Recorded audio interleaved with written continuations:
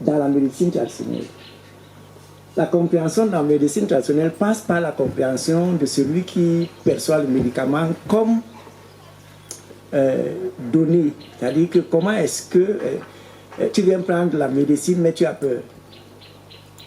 Tu fais barrage, déjà psychologique, ça veut dire barrage spirituel parce que tu as peur. Alors quand on met une certaine forme de déontologie dans ce que l'enfant est en train de parler, il fait barrage au médecin traditionnel dans son esprit, qui est... Oui, c'est-à-dire que il n'y a pas d'abus dedans parce que ce n'est pas le respect qu'on veut, mais c'est la santé que nous voulons au fond. Est-ce qu'avec tous ces méandres qui ne sont pas respect, il y a santé après? S'il y a santé, ça veut dire qu'il y a respect. Ça veut dire que le médecin traditionnel qui apporte le traitement respecte la personne qui est en face de lui et maintenant la personne qui est en face de lui, en retour, lui fait barrage avec une peur bleue. Maintenant, lorsqu'on a peur, on se défend à briser la peur, même si c'est pas une gifle, même si c'est un coup de gueule, et on avance. Le médecin était considéré au départ comme vraiment celui qui suppliait Dieu. Et donc, si Dieu est au-delà des hommes, c'est lui qui fait son travail, doit toutefois montrer aux gens que pour arriver à la connaissance de Dieu, il faut une certaine discipline, il faut une certaine réglementation. Ça, c'est d'abord une autre question qui m'avait intéressé chez vous. C'est lorsque vous parlez du problème de consentement.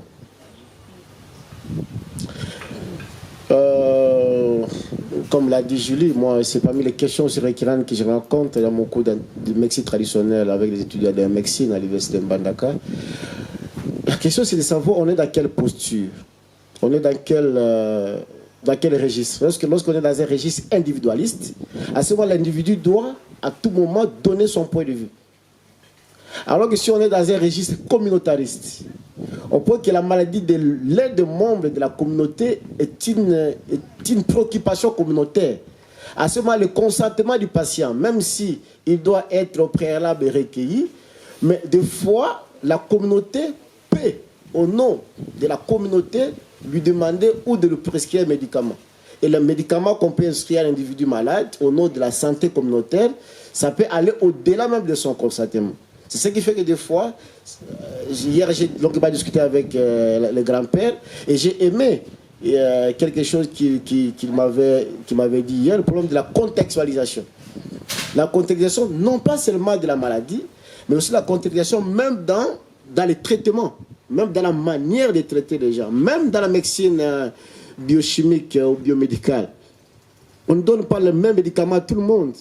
Selon qu'on est nourrisson, le même médicament peut être prescrit à un enfant, pas de la même manière qu'on prescrit le même médicament à une femme enceinte. Déjà là, il y a une différenciation, il y a une réglementation aussi discutée, et même dans la médecine biochimique, il y a ce qu'on appelle la posologie. C'est-à-dire qu'on ne peut pas aussi pour le même médicament de la même manière. Ça, c'était un peu l'une de ma petite contribution, quoi. J'ai passé une journée à la maison sans rien faire. Le vendredi, samedi, c'était un jour pratiquement, on va dire, férié un peu au Cameroun.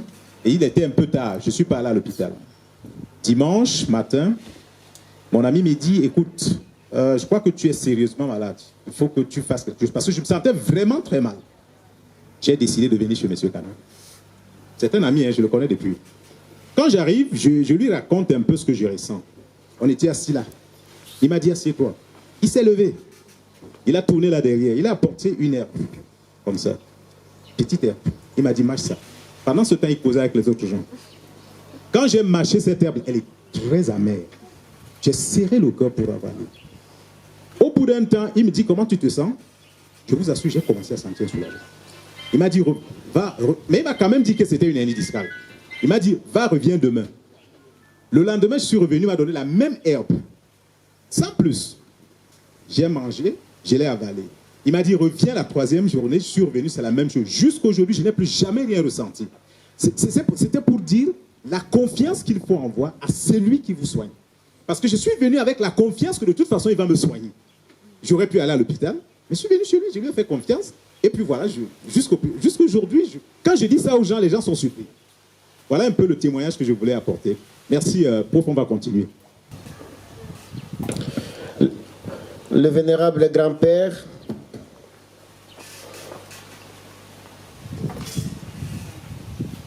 honoré collègue Julie et toute ta délégation, mesdames, mesdemoiselles et messieurs étudiants et étudiantes de l'Université d'Ottawa et du Cameroun ici présents, distingués invités à votre qualités respectives, au cours d'un discours qui est resté célèbre du feu président Joseph Désiré Mobutu à l'ONU, il semblait dire que pour un Africain, la forêt que l'on voit ne peut pas se résumer seulement à une somme d'arbres. La forêt pour un Africain, c'est son sanctuaire. C'est en même temps sa cathédrale. Ces deux expressions utilisées par Joseph Désiré Mobutu dans un contexte occidental connu montrent à suffisance comment l'Africain, comme disait un théologien camerounais, est incurablement religieux. Au point que la nature est pour l'Africain le lieu de la rencontre avec son Dieu, et tout dépend de quel Dieu s'agit-il. Nous avons quitté le Congo profond le 13 août dernier. Nous venions principalement de Mbandaka. Mbandaka qui est le chef-lieu de la province de l'Équateur. C'est effectivement à Mbandaka où passe la ligne de l'Équateur. Voilà pourquoi à Mbandaka il fait chaud, il fait encore plus chaud.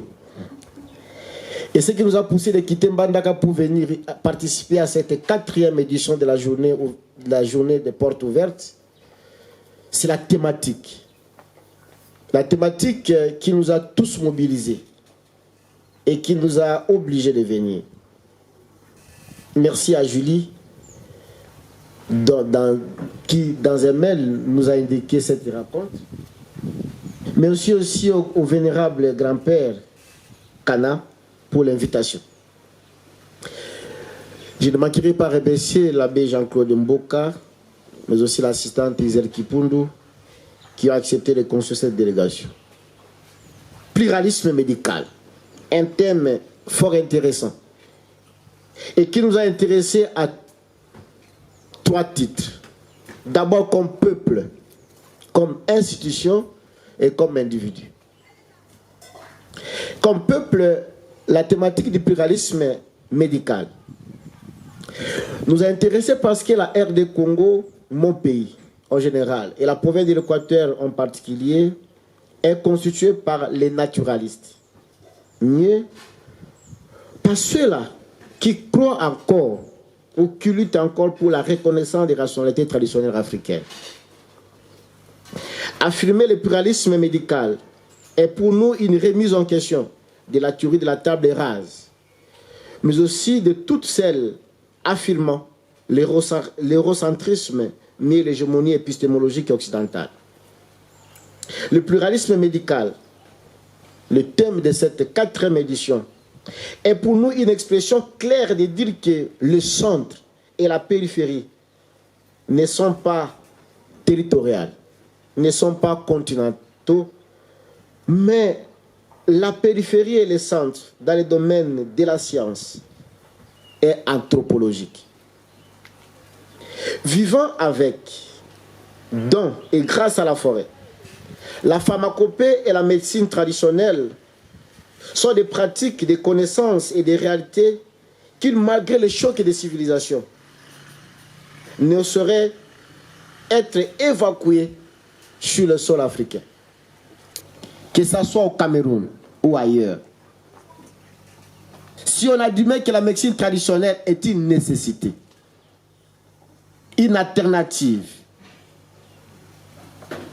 Le défi qui nous attend, c'est celui de considérer ou de l'amener à une discipline académique, même si ça ne sera pas une discipline académique au sens classique, mais une discipline académique au sens où, après les grands-pères, que nous ayons plusieurs canas, les canas 1, les canas 2, les canas 3, les canas 12. Pour qu'on arrive au canal 12, il faut une discipline académique. Je vous remercie. Un sentiment de satisfaction par rapport à ce qui a été dit, par rapport au travail de nos jeunes chercheurs de l'Université d'Ottawa, sous la supervision de notre superviseur commune. Permettez-moi la répétition. J'aimerais mettre l'accent sur une chose. Cet événement, cette rencontre nous interpelle.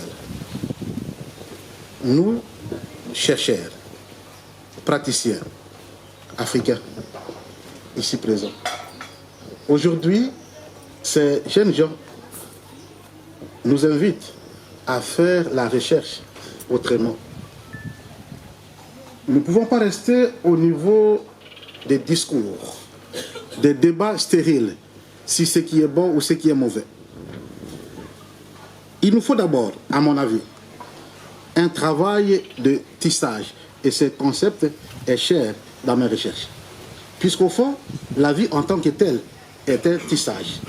Et aborder la thématique du pluralisme médical, c'est aussi, à mon avis, mettre en évidence l'aspect du tissage. Puisque le but, c'est quoi? C'est de renforcer le potentiel de vie. Et pour ça, on n'a pas besoin seulement de savoir constituer, reconnu universellement, mais aussi d'autres formes de rationalité qui n'entrent pas non plus en contradiction. À travers les présentations, ce travail de tissage nous invite d'abord à un effort personnel au niveau individuel. J'appelle ça le travail sur soi. Et vous l'avez écouté, senti à travers les interventions, que nos jeunes se sont inscrits dans un processus d'apprentissage. Chacun à son rythme, mais on y voit un engagement réel. Moi, j'appelle ça, à la suite de Tim Ingold, un engagement corporel, attentif, sans dissocier le corps et l'esprit, dans une université catholique. Et mon jeune frère il se dit, bon, en raison de mon engagement chrétien, pour ne pas entrer en contradiction avec la foi chrétienne, il faut prendre le temps. Et ça, c'est important de prendre le temps quand on fait une recherche engagée. Et là, c'est une interpellation pour nous, chercheurs africains, surtout les théologiens africains.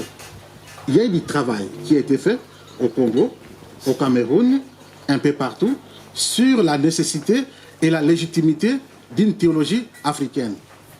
Le message chrétien aujourd'hui doit être basé sur un travail anthropologique en amont. Puis c'est l'homme qui est au centre de l'évangile. Je voudrais préciser que M. Kana est également auteur d'un livre dont il donnera le titre tout à l'heure. Je me réserve de vous donner le titre de ce livre. C'est un titre qui traite des questions alimentaires, parce qu'il semble que la nourriture que nous consommons tous les jours, c'est d'abord notre premier médecin. Et M. Kana donne beaucoup de recettes dans ce livre. Le livre a été édité par les éditions L'Harmattan. Il est encore d'ailleurs, le stock est encore disponible. J'aimerais vous parler du jingo. Le jingo, c'est une forme de musique, mais pour la guérison. Pardon, nous tous, on écoute souvent de la musique, peut-être pour danser, pour se soigner, pour je ne sais pas trop quoi, chacun a sa particularité, mais souvent on a utilisé des sons depuis la nuit des temps, nos parents utilisaient des sons pour véhiculer un certain nombre d'énergie. C'est un peu de cela que je vais parler avec vous. Ah, c'est quoi le dingo, en deux connaissances liées au dingo qui sont en train de disparaître et en trois la communication et le traitement autour du dingo. Et je vous ai dit que le dingo, c'est la musicothérapie. On va conclure. C'est quoi le dingo? Le dingo est l'une des formes de musicothérapie encore vivante de nos jours. Parce qu'aujourd'hui encore, on pratique le dingo. Quoique certaines personnes ne veulent pas en entendre parler, mais on pratique cela. Il est reconnu des peuples aujourd'hui. Et la documentation relative est rare ou inexistante.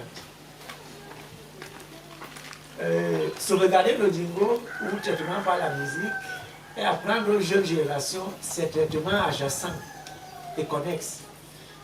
Il y a beaucoup de connaissances dedans que les jeunes ne savent pas, qui sont liées aux ressources génétiques et à leur développement. C'est-à-dire que le dingo est lié à la forêt, il n'est pas anodin. C'est-à-dire que sans forêt, on n'a pas le dingo, vice-versa. Et le matériel pour lequel les éléments des personnes qui pratiquent le dingo utilisent sortent directement de la forêt. C'est ce que, d'une part, le ministère de l'Environnement, de la protection de la nature et du développement durable, qui a peut-être n'est pas là, conseille le traduit par de santé quand il parle de connaissances traditionnelles associées au partage juste et équitable des avantages issus de l'utilisation de la matière première dérivée des forêts. Et d'autre part, du ministère des Forêts et de la Faune, au sujet de la stratégie de développement du secteur rural, forêt-environnement, par la valorisation des produits forestiers non minéraux. Et pour la connaissance liée au dingo, nous avons les savoirs que sont les connaissances issues des forêts, qui sont totalement méconnues des personnes dites intellectuelles ou scientifiques des peuples d'aujourd'hui. C'est-à-dire que très peu d'intellectuels sont au courant de ce que c'est que le dingo. C'est-à-dire que les connaissances parlent par les moyens de désinformation, c'est-à-dire que désinforme. Encore utilisé par le clergé, c'est-à-dire que quelqu'un va te dire, moi je vais à l'église. Ça ne soigne pas. Je vais à l'église et moi je n'ai que faire de ça. Donc, la désinformation utilisée passe par le clergé et d'autres disciplines scientifiques humaines. Il y a plusieurs disciplines qui ne veulent pas en entendre parler de ce que c'est que le dingo. Par des campagnes tout azimuts de mise en place des modes de démantèlement des traditions médicinales. À tous les niveaux, on a invité trop de gens, plein de décideurs qui ne sont pas venus. C'est-à-dire qu'on démantèle, on veut démanteler. Mais comme moi j'ai un bras de fer, il est même d'acier. Même si c'était seul, je pouvais faire ce travail-là. Sans me soucier de quoi que ce soit. C'est-à-dire que j'ai un moral, je ne sais même pas. Peut-être qu'ils viennent d'ailleurs, je ne sais pas. Ils ne sont pas venus. C'est eux seuls qui savent. Quand même, on continue. Cela favorise l'inefficacité de persuasion sur la perception du matériel et de l'immatériel. C'est-à-dire que comment est-ce qu'on perçoit l'immatériel? Qu'est-ce que c'est que le matériel? Dans cet aspect de sonorité qui se prononce dans le dingo quand on est en train de soigner une maladie. Cette inefficacité entraîne davantage l'incompris et l'incompréhension qui crée un lavage de cerveau des peuples issus de différentes cultures médicinales et matérielles de nos multiples contrées. Nous voyons que lorsque nous parlons d'un certain nombre de choses à nos enfants, à nos soeurs, à nos frères, ils nous disent on ne connaît pas ça. Et ceux qui ont fréquenté l'école des Blancs encore, c'est pire. Quand il vient, il vous dit, nous, on ne connaît pas ça chez nous. On va manger le fromage alors qu'il est noir. On ne connaît pas le fromage. Le dingo est la recherche d'un remède en forêt pour un problème spécifique en rapport avec le son diffusé par la musique. Je veux par exemple soigner un individu, mais il me manque de repères. Je ne sais pas comment je vais faire. Je trouve un musicien, quel que soit le musicien, je lui dis, venez, on va faire quelque chose. Il est touché à un endroit spécifique de son corps, il se met à chanter, à danser, à taper, tout dépend de ce qu'il joue comme instrument. Et à la saveur de ce son qui est sorti par lui, sa fausse note, même s'il ne savait pas, même s'il sait taper un peu, il va savoir taper parce qu'on va le maintenir par une forme d'énergie. Un plan singulier peut se rendre visible et le rappeler au praticien que je suis. C'est-à-dire que pendant que lui est en train de taper, une plante m'interpelle au sujet en rapport avec le son qui sort de ce qui est en train de se mettre en place, qui voudrait que j'inocule les unités ou les principes ou les valeurs de cette plante à la personne malade. Donc, une plante singulière peut se rendre visible, le rappeler au praticien à travers les sons qu'elle peut faire quelque chose. Donc, cette plante dit que je peux faire quelque chose dans ce que tu voudrais pour soigner une maladie. Et puis, il n'y a pas que cette plante, il y a aussi beaucoup de gens qui peuvent se présenter, mais on choisit celle qui est la plus pertinente. Parce que chacun doit pouvoir se valoriser pour être attractif, et pas seulement attractif, on rentre dans les méandres de ce que nous voulons pour trouver la guérison. Cette musique, en effet, ordonne celui qu'elle possède à être attentif. Il peut s'agir d'un cri strident d'un insecte, c'est-à-dire qu'un insecte peut vous appeler, peut vous interpeller. Un croissement d'un crapaud, ce n'est pas de la superstition. Ça ne s'appelle pas superstition, c'est-à-dire que c'est un mot peut-être qu'on a créé pour éviter les gens de ce qu'ils peuvent avoir comme connaissance.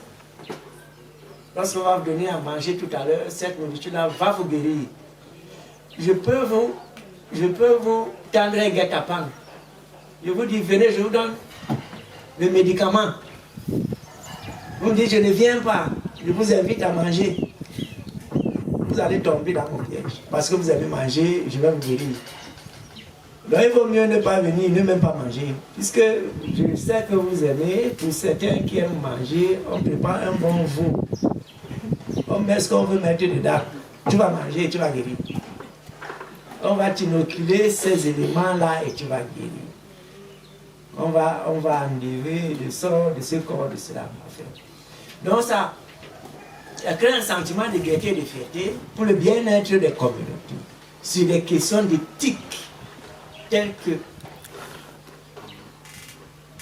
la période des cultures. Quand on se devait de cultiver, dans nos villages, on faisait des rituels de culture.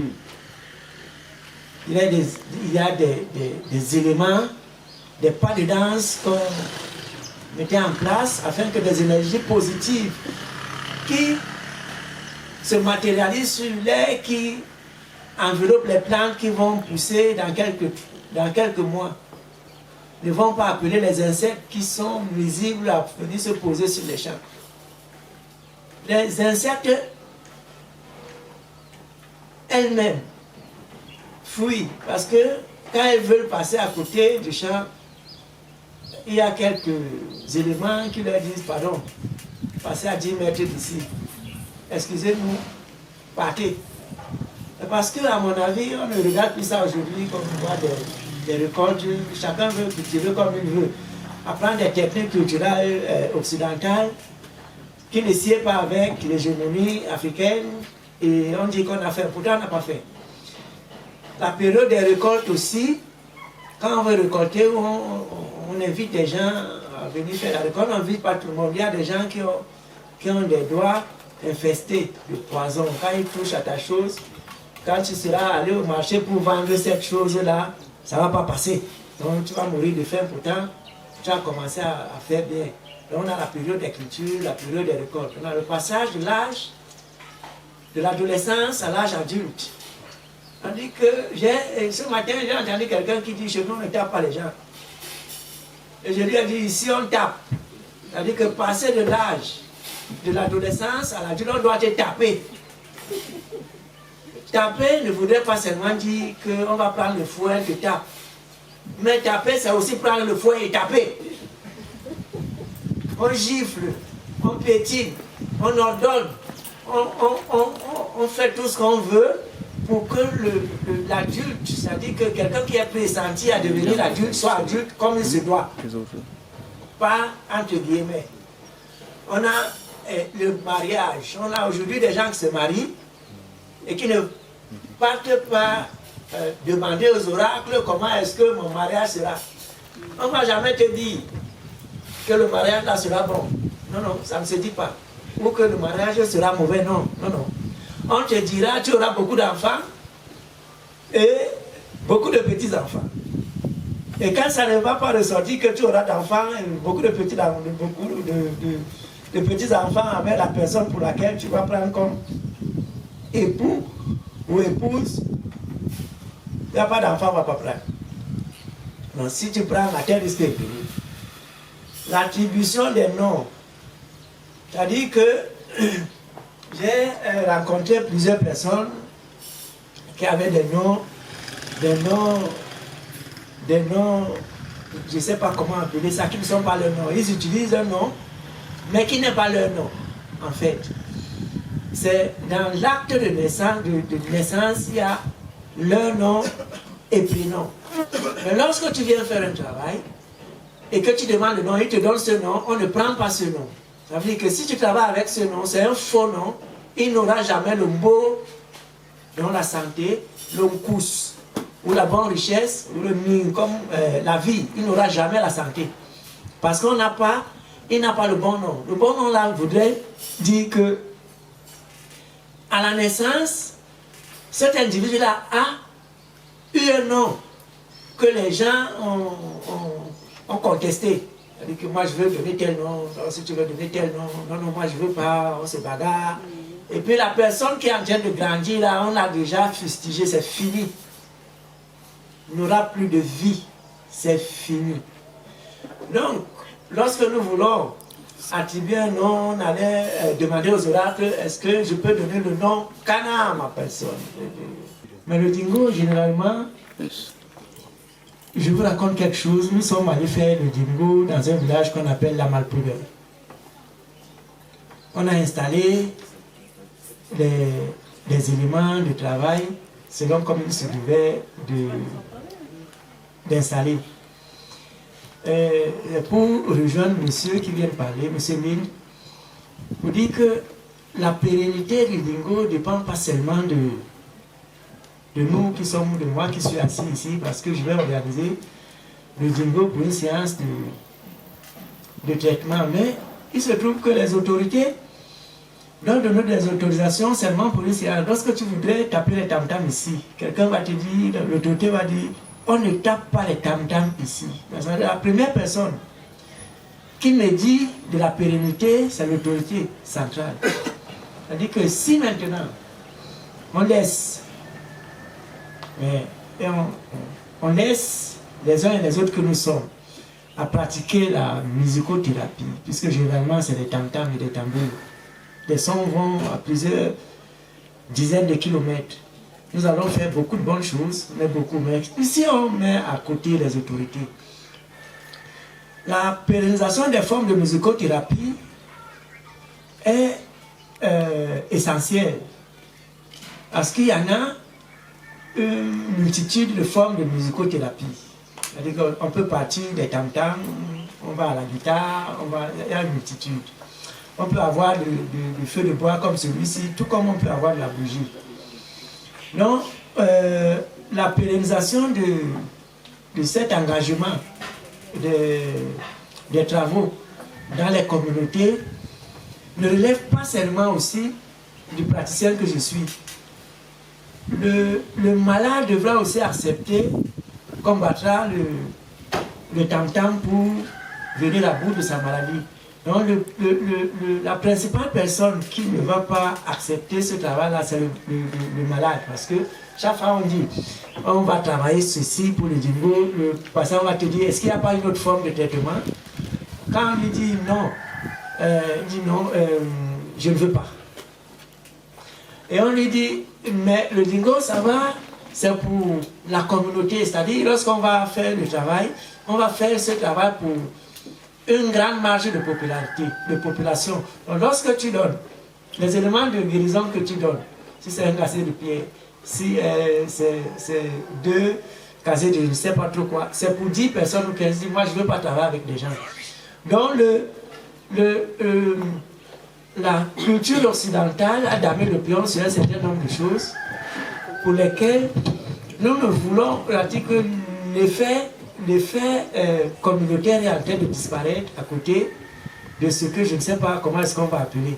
Mais nous essayons quand même, c'est pour ces raisons, les rencontres comme celle-ci sont organisées à cet effet. C'est justement ce que, à peu près ce que viennent de dire les grands maîtres. Et je me pose la question. Aujourd'hui, c'était prévu que je parle de cette expérience. Je ne l'ai pas fait.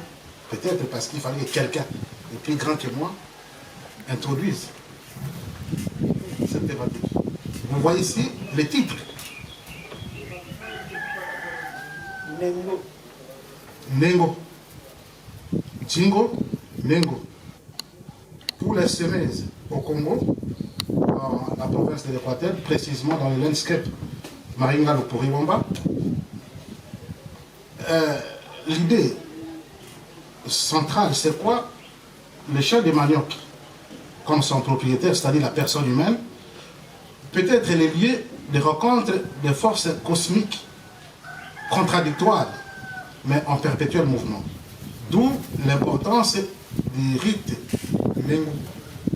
Nengo consiste à renforcer le potentiel de vie des humains du champ de manioc. Mais ce n'est pas seulement dans le cadre de l'agriculture ou de la culture du manioc, mais aussi, comme le grand-père l'a dit, à chaque étape du parcours, dans les moments forts de la vie, à la naissance, l'entrée dans la vie adulte, les fiançailles, l'ouverture de la chasse, de la pêche, les activités agricoles, on pratique le Nengo. On pratique le Nengo pour renforcer le potentiel de vie des humains, avoir la chance, fertiliser les champs, se protéger. Le Nengo assure la protection contre les actions maléfiques. Les actions maléfiques d'une personne ayant des mauvais pieds, notamment les sorciers, qui peut détruire les champs de manioc, ou l'humain, le groupe social.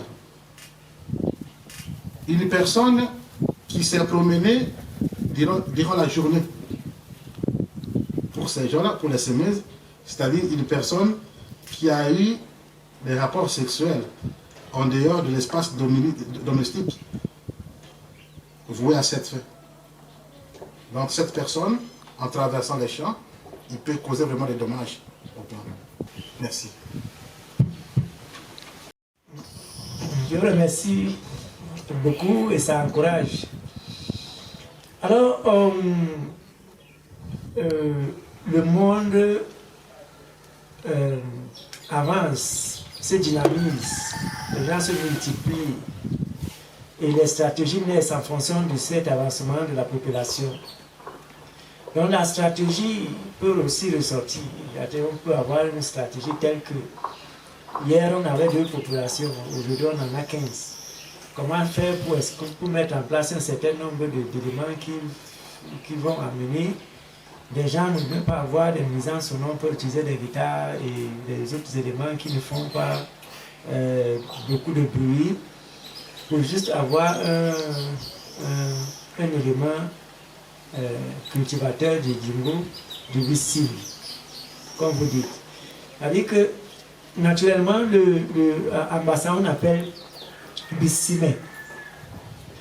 Lorsqu'on parle de bissimé, les autres anciens disaient, c'est des esprits de petite taille qui venaient pour essayer d'aider les praticiens à faire le travail Et maintenant, ces esprits de petite taille là, quand on a terminé de taper, repartent.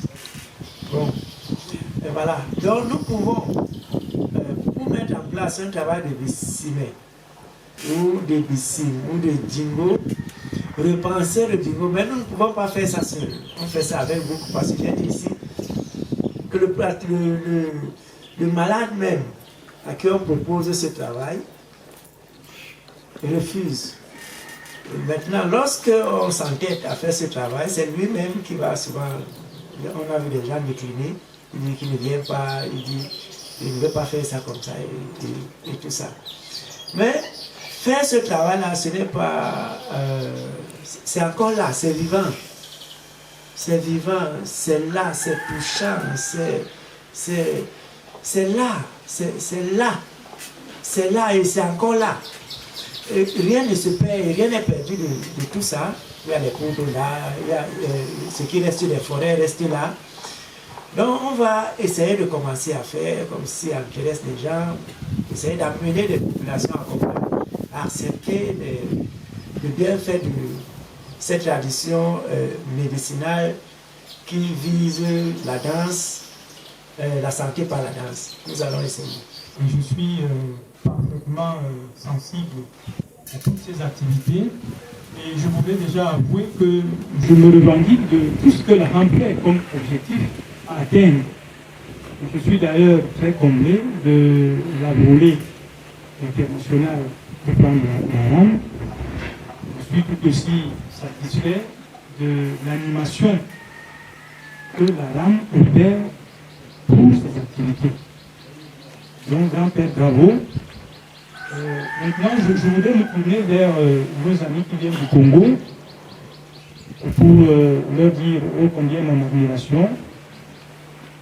Parce que, en venant là, vous témoignez, bien vous renforcez ce volet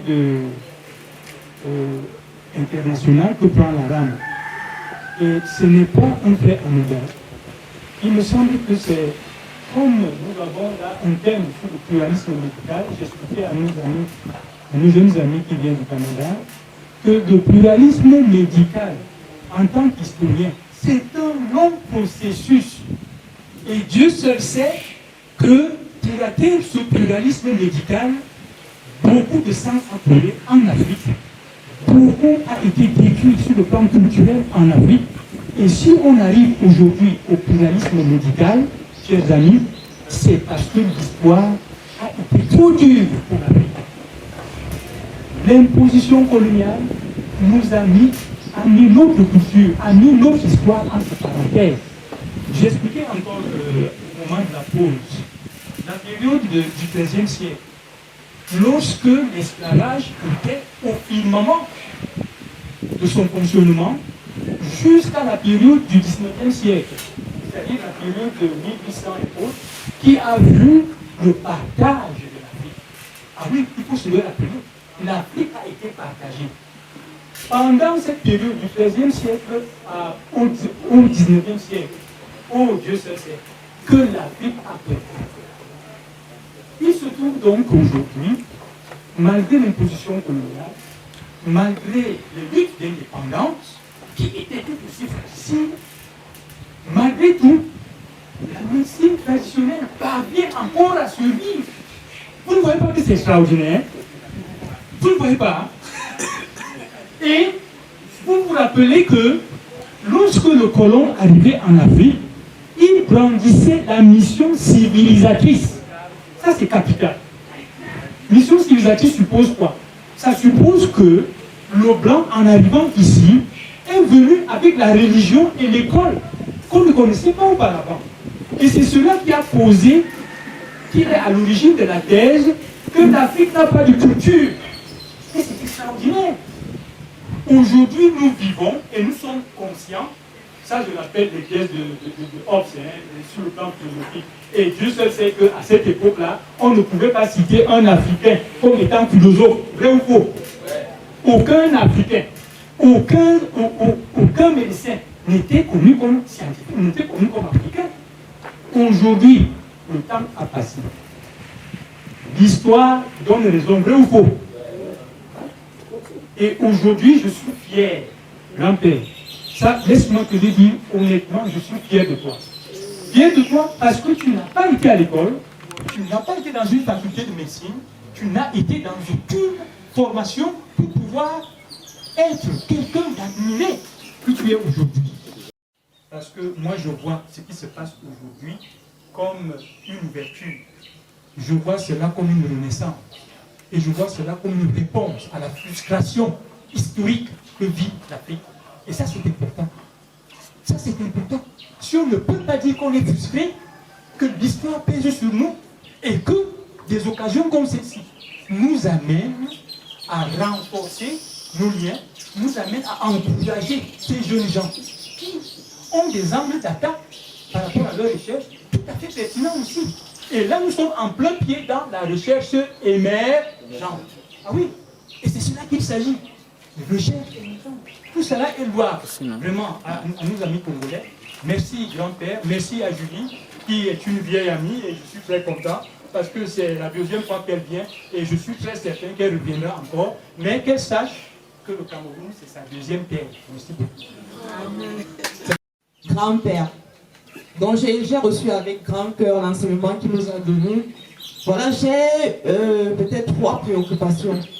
La première d'abord, c'est de savoir quel type d'instrument. C'est vrai, grand-père a dit tout à l'heure, ce sont les tambours, les tam-tams. Bon, mais après il a dit guitare. Je ne sais pas si les instruments modernes pourraient servir au dingo. Voilà. La deuxième préoccupation, c'est de savoir, nous sommes en Afrique et nous savons que certaines pratiques sont souvent utilisées à des fins positives et quelquefois à des fins occultes. Est-ce que le dingo, c'est vrai qu'on l'a présenté, c'est une forme de thérapie. Est-ce que le dingo n'est pas aussi utilisé à des fins occultes? La troisièmement, c'est que, toujours parlant de dingo, on a parlé du son de la musique. Nous avons parlé des roches, nous avons parlé des arbres, des insectes. Encore faut-il être initié, comme grand-père l'a dit. L'initiation, c'est quelque chose de très important. Parce que tout ce qu'on a dit là, comment moi, peut-être qui suis pas initié ou alors en cours d'initiation, je ne sais pas, je ne sais rien. Je me retrouve en forêt où il y a des sons, je ne sais même pas interpréter.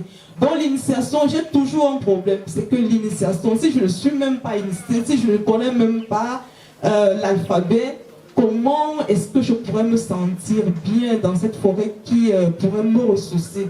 Donc voilà un peu ma préoccupation. Merci. Et tout ce qu'on vient de dire en fonction des instruments. Il y a un type de son qui est noté pour faire le dingo, un type de son. Parce que lorsqu'on s'en va regarder, il y a plusieurs musiques, plusieurs thèmes, plusieurs tempos.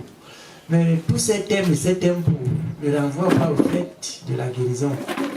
Il y a des tempos qui nécessitent un certain type d'éléments pour appeler au dingo ou pour appeler à la guérison.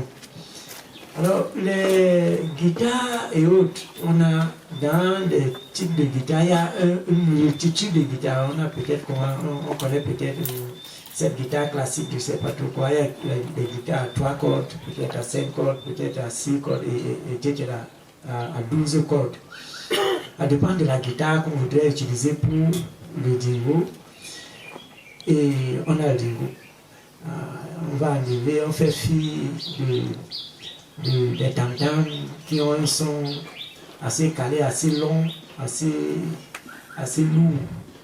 Celui-ci sera doux, mais seulement il aura une approche un peu plus lente, parce que on n'y met pas de pression, le batteur n'y met pas de tout son poids pour appeler les énergies qui tombent sur le feu et commencer à renvoyer les vigueurs que nous voulons. Donc, ça dépend des instruments que nous avons choisis et tout ce que nous avons mis en place pour avoir un bon son et soigné. On peut l'utiliser également pour faire des choses pas bonnes. Mais, et je me révèle le droit de parler de cela parce que les murs peuvent avoir des oreilles Et souvent, on capte très vite ce qui n'est pas bon pour faire ce qui est mauvais. Je vous remercie. Les médecins traditionnels ont eu à recommander des patients chez les médecins, surtout de la prise en charge des urgences, comme nous l'a bien spécifié Anna. Mais on voit qu'il y a plus de réticence au niveau de la médecine moderne qui fait des recommandations chez les médecins traditionnels. Et je pense que c'est pour cela, aujourd'hui, qu'on veut vraiment développer cette science pour que ça soit aussi reconnu et que les bons praticiens aient des recommandations aussi venant de la médecine moderne et vice-versa. Mais ça ne peut pas être deux choses différentes. Et c'est multiple, si on revient au thème du pluralisme. Et dans le temps, ce qui est pensé comme étant traditionnel, ça change. Parce que c'est récupéré coopté par la biomédecine. Donc, il y a un flow qui passe et qui récupère quoi, sous quel titre. Moi, j'ai travaillé en Afrique du Sud avec le tea sips, c'est des gorgées de thé. Et ça voulait dire au départ Indigenous Phytotherapy Study, en tout cas, c'est des savoirs autochtones phytothérapeutiques. Et au moment où ils ont eu un plus grand financement, le mot Indigenous, autochtone, a disparu et c'est devenu science.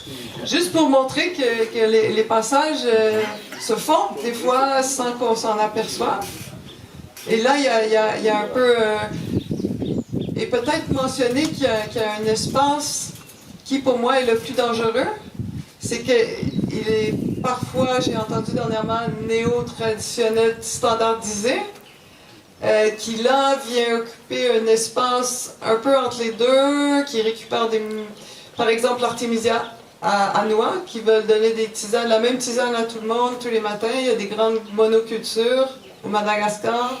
Il y a une maison d'Artemisia aussi au Cameroun, au Gabon, à Togo. Et ça, c'est impossible par rapport à ceux qui s'intéressent au dosage, de doser, parce que l'Artemisia qui pousse là et celle-là ne fait pas la même chose. Et ça c'est un terrain glissant. Et il y a des batailles avec l'OMS. Mais il y a des passages tout le temps. Donc, comme Kelly dit, c'est peut-être la même chose, mais on l'appelle différemment selon les moments et les opportunités. Voilà. Tout à l'heure, grand-père a parlé de l'attribution des noms. Et j'aimerais donc s'il peut aussi nous spécifier sur le pouvoir du nom que porte un individu. Parce que ici au Cameroun, nous nommons les individus dans nos langues maternelles. Et j'ai fait un constat en tant qu'enseignant. À chaque individu correspond son nom par rapport à son caractère. Donc je ne sais pas si vraiment le nom que porte un individu a un pouvoir sur son comportement. Je réponds de vive voix d'abord. Je ne pense pas que si Julie Laplante ne s'appelait pas Laplante, serait ici assise aujourd'hui. Je ne pense pas. Je ne pense pas, je sais. À mon âme et conscience, dans ma plus profonde intuition, dedans, à l'intérieur de l'eau plus profond de moi, que la plante que je lui porte, c'est la plante qui est en forêt et que nous avons invitée quelques années plus tôt. Et non Julie, c'est la plante que nous avons invitée. Donc si elle vient, c'est au sujet d'elle-même. Parce qu'elle n'est pas malade, parce qu'elle est la plante, il est difficile qu'un arbre soit malade. Mais quand un arbre est malade, on soigne cet arbre-là par un petit tapotement, comme je le fais souvent à Julie. Quand elle a le mot de quel je tape comme ça, c'est fini. C'est comme ça qu'on la soigne. Donc, comme on a parlé de noms, donner des noms, le père de Julie n'a pas hésité à lui donner Julie et il l'aime beaucoup. C'est son meilleur enfant.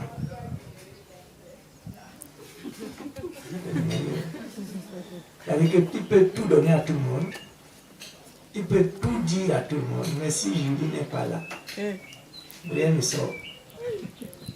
Ça veut dire qu'il a tiré une très grande force de quelque part pour donner la plante. Et il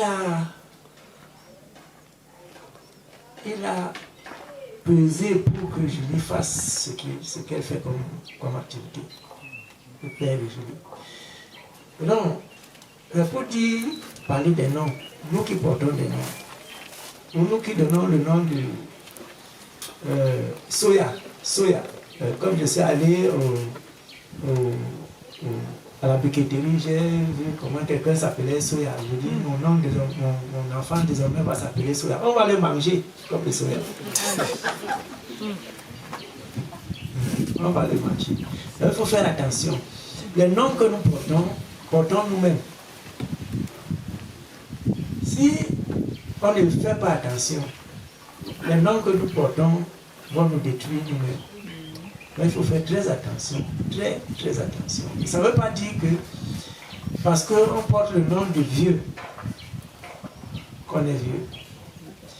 Mais on est vieux dans sa manière de penser, de réfléchir, d'aborder les choses. Pas parce qu'on ne comprend pas, mais on vieillit sans avoir vieilli. On assume, on pense ne pas assumer. Donc, les noms que nous portons, il faut être sage à les porter et demander à son parent pourquoi on a donné ce nom et non celui-là. Voilà. Par exemple, à mes enfants, je ne donne jamais mon nom. Est-ce que lorsque je vais donner mon nom, ils seront moi? C'est une chose aussi. Je vous remercie. Et les pertinentes explications du vénérable grand-père sont édifiantes.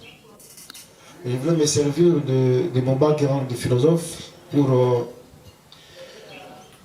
pour évoquer un Français. Il s'appelle Michel Serres. C'est un grand académicien français.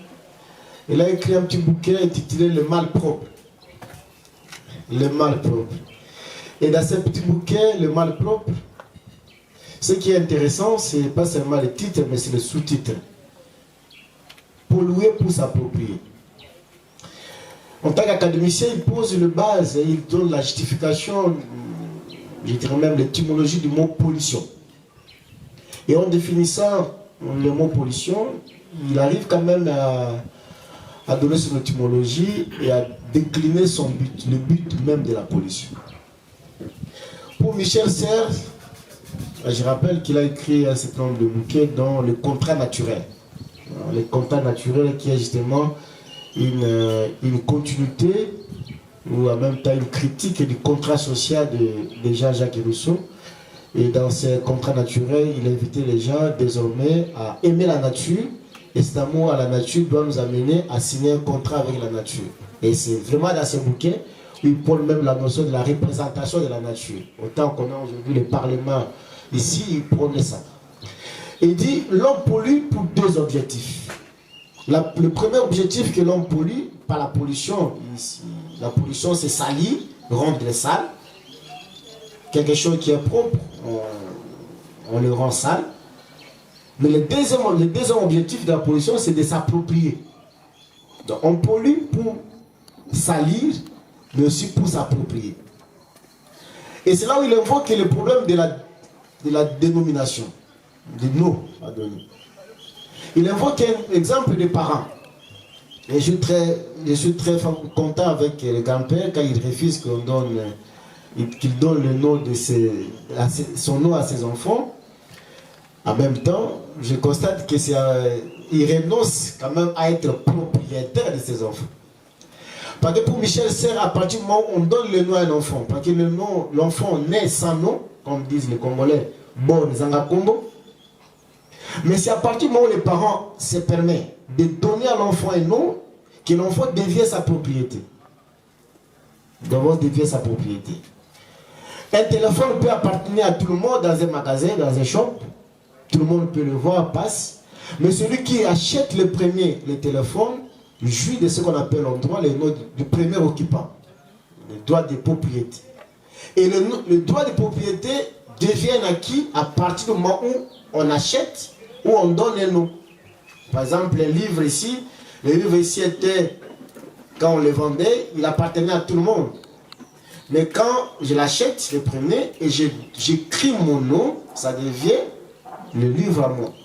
Et donc la dénomination, le nom qu'on donne à quelqu'un, nous met un peu au-dessus de cette entité-là, de cette instance-là.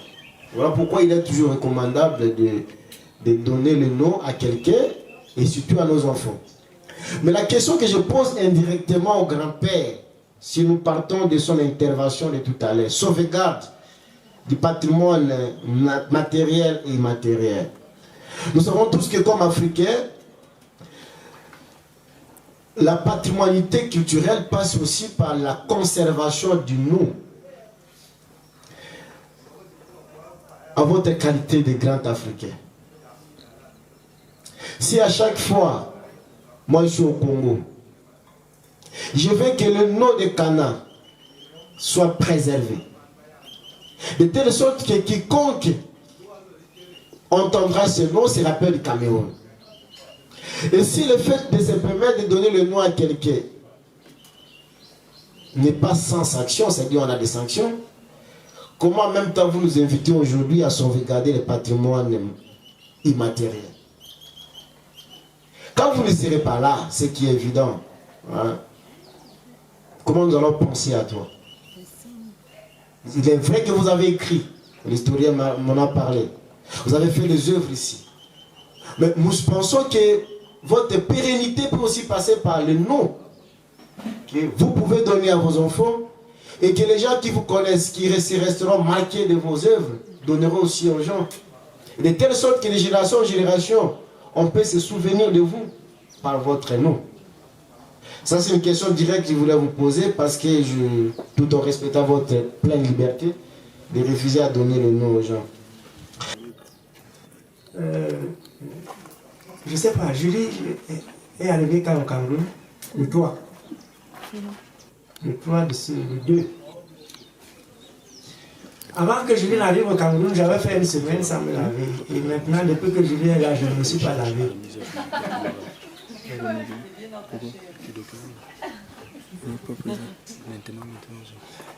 Pour moi, ça ne sert à rien de dire, méfiez-vous, faites attention, il peut vous arriver quelque chose. Non, je porte ça ici, dans ma santé. Et tous ceux qui sont là, tu vas n'importe où, personne ne peut te faire quelque chose. Quel que soit, je porte ça dans ma santé. Et supposons que j'ai des enfants qui portent tous Cana, qui vont se laver tous les jours. Ils me tuent avant que je me lève le matin. Et mon travail est fini parce que j'ai voulu faire des enfants et me faire reconnaître comme tel. Pour mieux vivre le monde caché, c'est ce qu'on dit souvent. Mais est-ce que c'est quand on est connu, reconnu comme vie? Moi je pense que la vraie vie commence quand on est mort. Donc le fait de nous donner un nom, c'est bon, mais ça porte à confusion souvent. Et je voudrais appeler les uns les autres à comprendre que nous avons un long parcours truffé, très long. Si on s'en va dans ce parcours avec des essayages, on va s'essayer et on va rester dans l'essayage. On marque un pas décisif et puis un autre, et puis un autre, et puis un autre.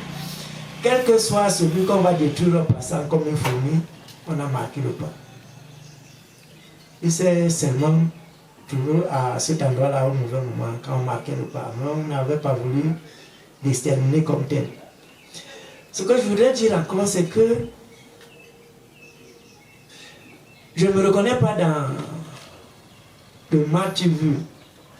Est-ce que vous m'avez vu avec quelqu'un, ou alors une jeune fille comme celle-là, comme elle a des jolis cheveux, regarde comme elle est belle, comment tu me plais.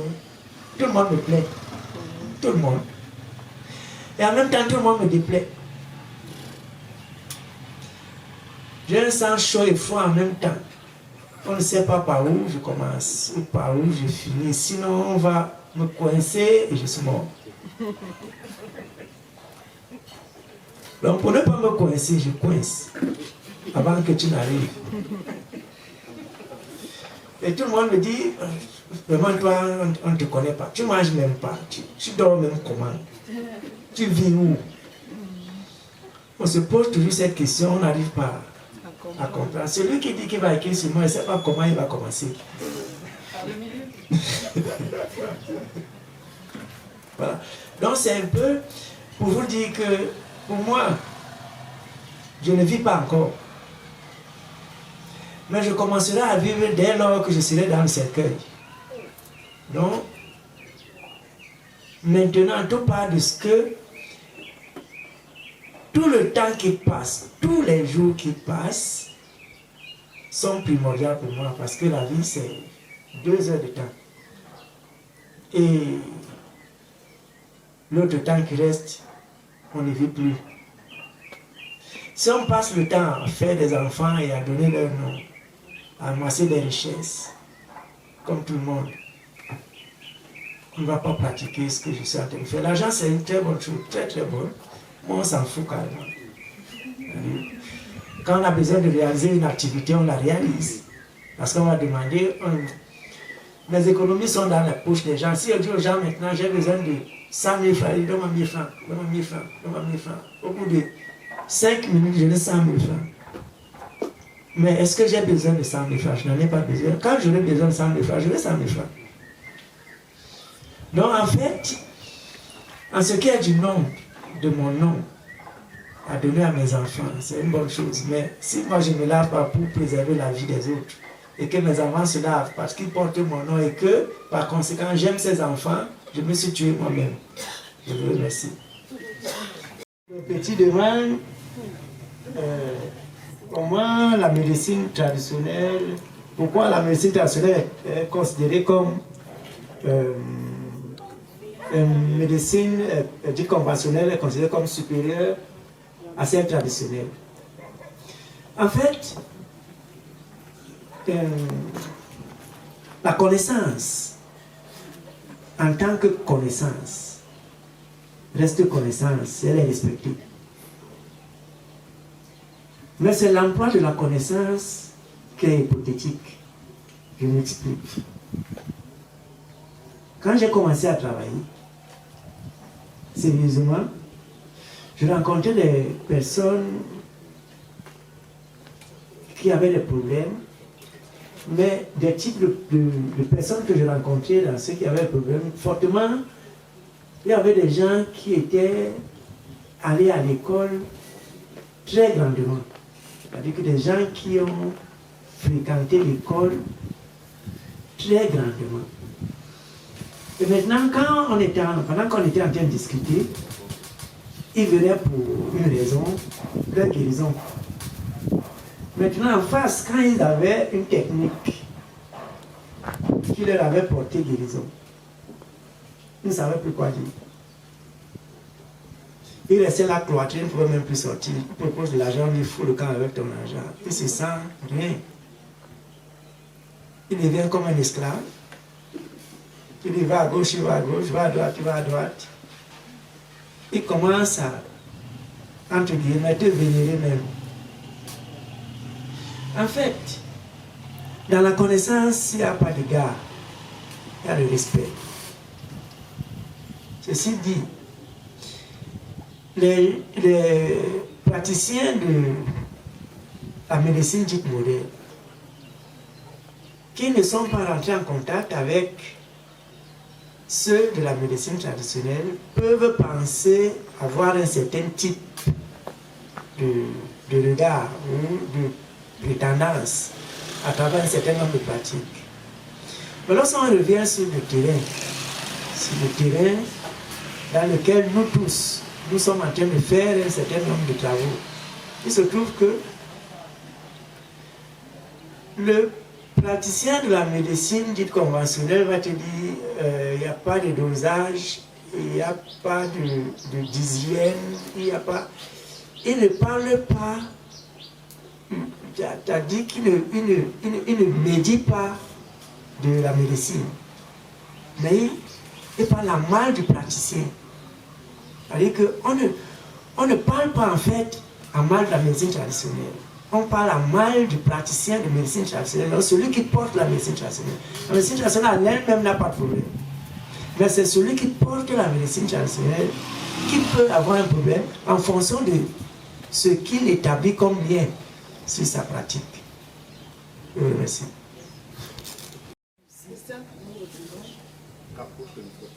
Merci de m'avoir passé la parole. Au vu de tout ce qui a été dit ici et suivi, nous retenons quelques recommandations.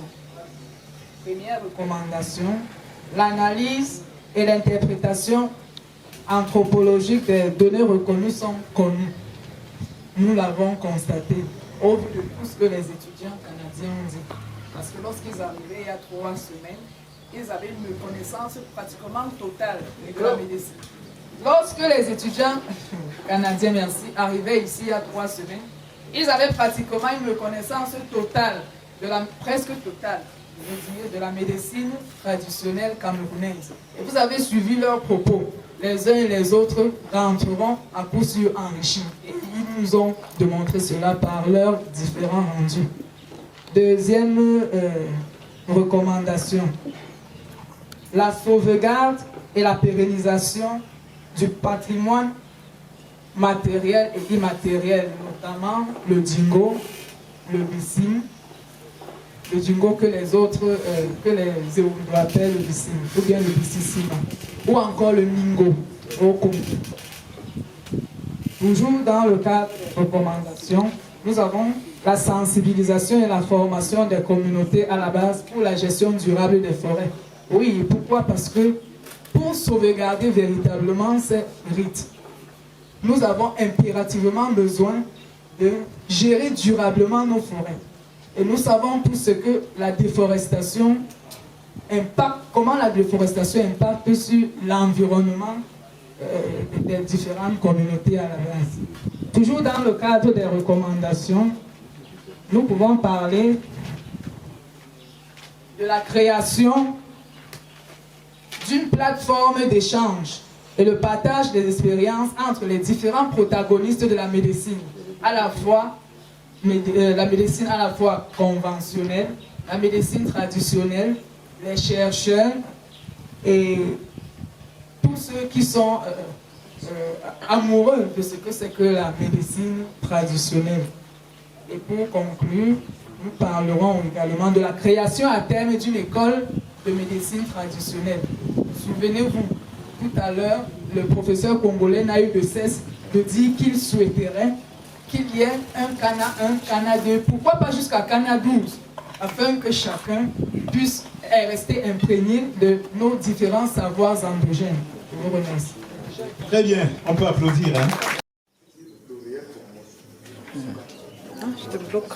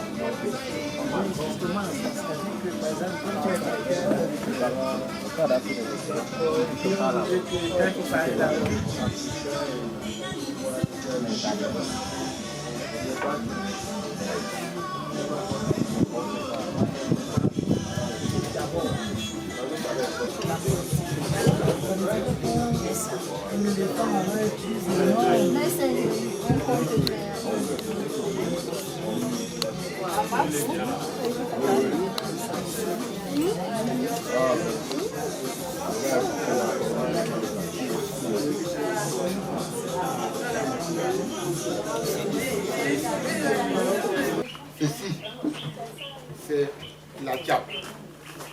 C'est un arbre qui produit cette planche. Et avec cette planche, on peut faire autant de choses. On fait des meubles, on fait des lambris, comme vous voyez par exemple. Ça, c'est des lambris. Puis, pour trouver beaucoup cet arbre, c'est beaucoup plus dans la région du sud, par exemple. Et avec cet arbre-ci, cet arbre produit aussi un fruit. Et ce fruit produit l'huile de karité et le beurre de karité.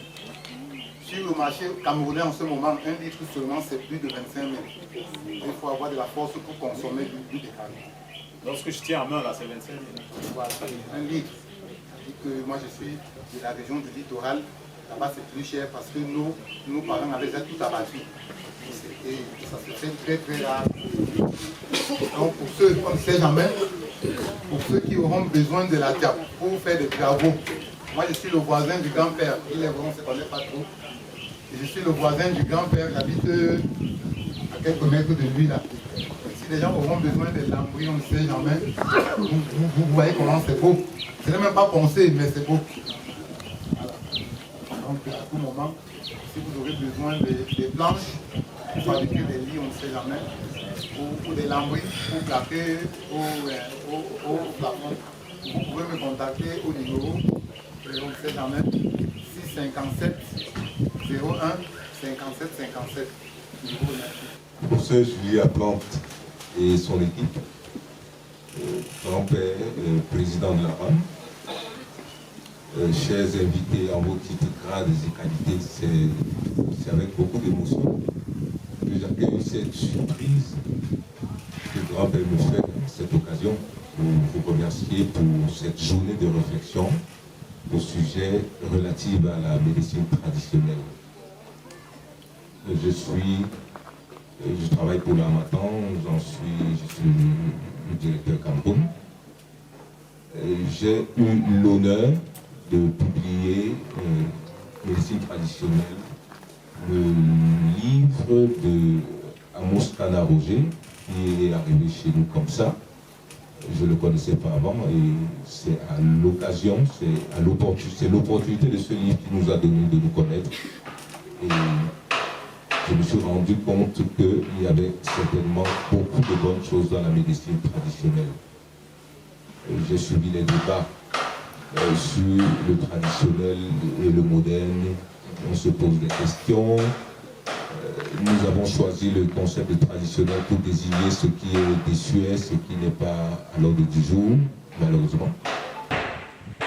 Sauf que si on rentre dans le concept, ce qui est traditionnel, c'est ce qui est habituel, tout simplement. Tout simplement ce qui est habituel. On a dit que la rame est à la 4e journée.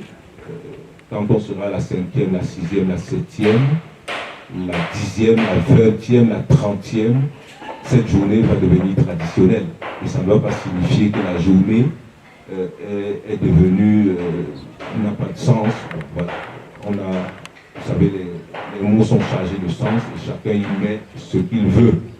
Chacun y met ce qu'il veut.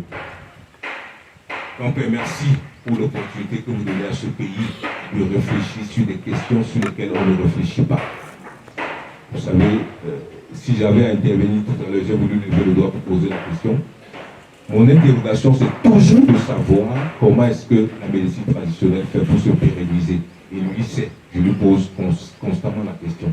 Comment est-ce que la médecine traditionnelle fait pour se survivre? Parce que c'est un héritage qui se transmet d'un homme à un homme, mais comment est-ce que, d'un être à un être, mais comment est-ce que cette médecine fait pour rester dans l'histoire et s'imposer avec des principes solides, comme on pourrait le voir dans la médecine moderne. Et celui qui a posé la question tout à l'heure sur la corrélation entre la médecine moderne et la médecine traditionnelle, qu'est-ce qui était supérieur à quel, je ne sais pas si c'était ça le sens de la question, c'est davantage parce que La médecine moderne repose sur des principes, sur des théorèmes, sur des théories qui peuvent traverser. La médecine moderne s'est institutionnalisée. Et ma question, c'est toujours de savoir comment est-ce qu'on fait pour que la médecine traditionnelle s'institutionnalise. Et moi qui étudie à BMAS, qui utilise la discussion comme le principe de la véracité des sciences, je pense qu'en organisant une journée comme celle-ci, on donne l'opportunité à la médecine traditionnelle de se scientificiser. Peut-être que ce ne sera pas exactement comme la science moderne, mais peut-être qu'elle va réussir à s'imposer au cours de l'histoire.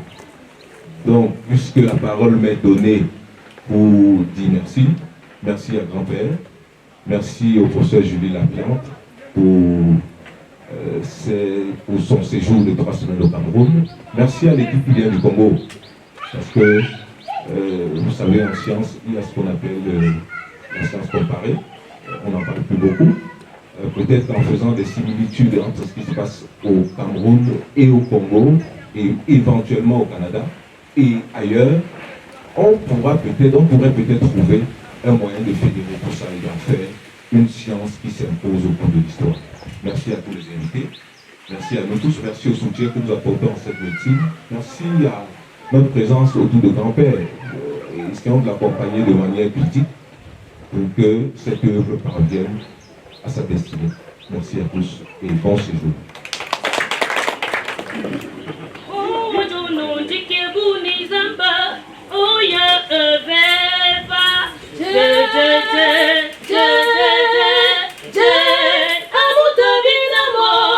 Pour une journée sur le plan institutionnel, nous sommes désolés sur le fait que les autorités que nous avons invitées pour venir officier afin de donner une plus grande visibilité à notre événement ne se sont pas présentées. Mais qu'à cela ne tienne, les travaux de terrain nous ont amenés à comprendre un certain nombre de défis que nous seuls savons ô combien difficiles, mais en gros, nous sommes satisfaits.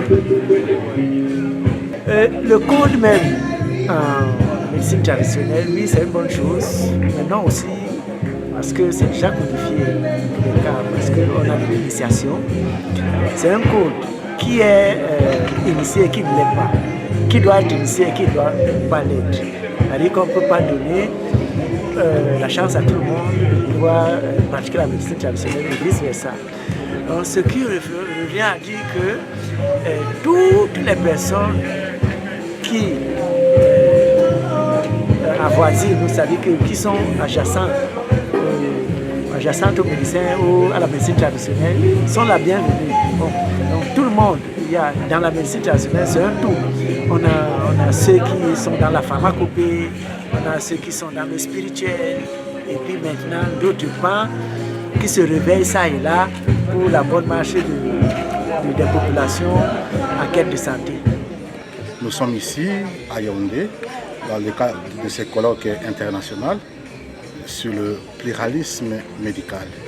C'est une thématique importante, non seulement pour nous, mais aussi pour nos communautés respectives, puisque la recherche s'est faite pour la communauté. Et c'est un enjeu important pour nos pays, que ce soit le Cameroun ou la République démocratique du Congo. Nos universités respectives devraient, autant que faire se peut, promouvoir ce type de recherche et d'événements. Je le dis en connaissance de cause, puisque nous avons une mission, une responsabilité sociale vis-à-vis de nos communautés en tant que chercheurs. Le pluralisme médical, on ne le dira jamais assez, c'est une thématique importante, surtout dans des contextes où la médecine conventionnelle, bien qu'étant toujours indispensable, a aussi montré ses limites. Et quoi qu'il en soit, l'effort pour nous, c'est de pouvoir naviguer ensemble, mobiliser les différentes rationalités, différentes connaissances, pour qu'émergent d'autres méthodologies de travail, de recherche, d'autres façons de faire. Et tout ça pour le bien-être de nos communautés. Cet après-midi en particulier, nous sommes très satisfaits. Très satisfaits du travail, de la qualité des interventions et aussi de la participation des différents acteurs. la médecine traditionnelle est reconnue, valorisée. Et il faut qu'on continue à travailler fort. Il ne faut pas rester au niveau des discours. Comme je l'ai dit, nous, chercheurs africains, nous, professeurs d'université, nous devrions impliquer nos étudiants et même nos communautés locales à participer à ce travail important pour le développement de nos pays. Oh,